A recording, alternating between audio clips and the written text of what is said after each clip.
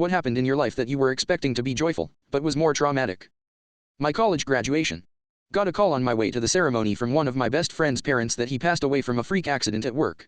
I was crying all through the graduation and everyone just thought they were tears of joy. Miss Mikey. A multi-day non-stop sailing race. Down and back the WA coastline in glorious summer conditions on a 50 yacht.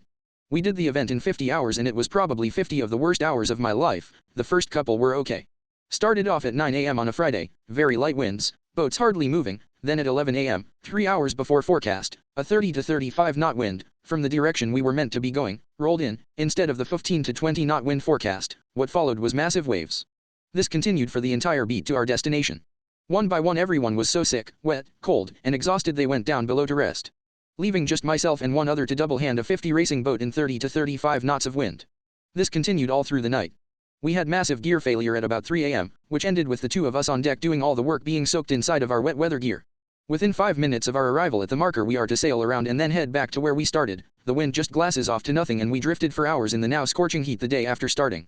Then I finally get to rest, after 24 hours straight, physically destroyed. I go down below, strip my gear off and get into the only available bunk.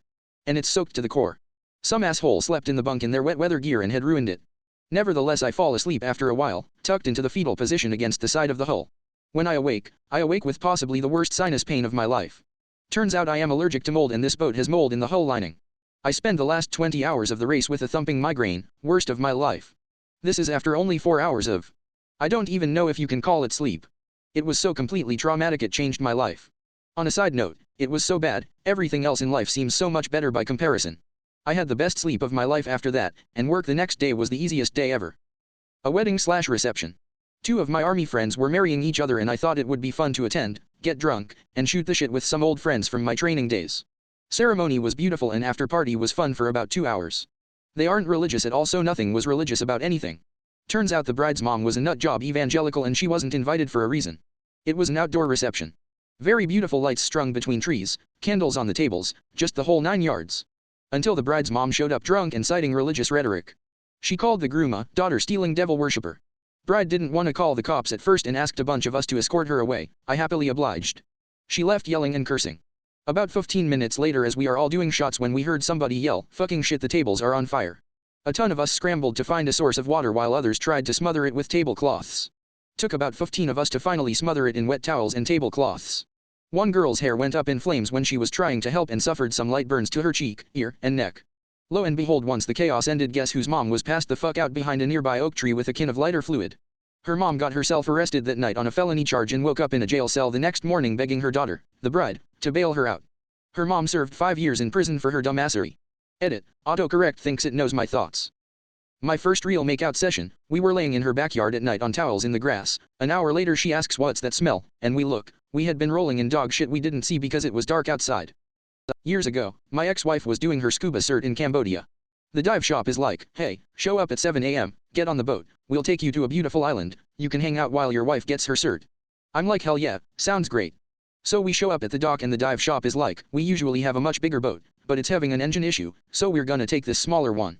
It was still a medium-sized boat and so 12 or so of us got on board and set off on our 45-minute trip to the island.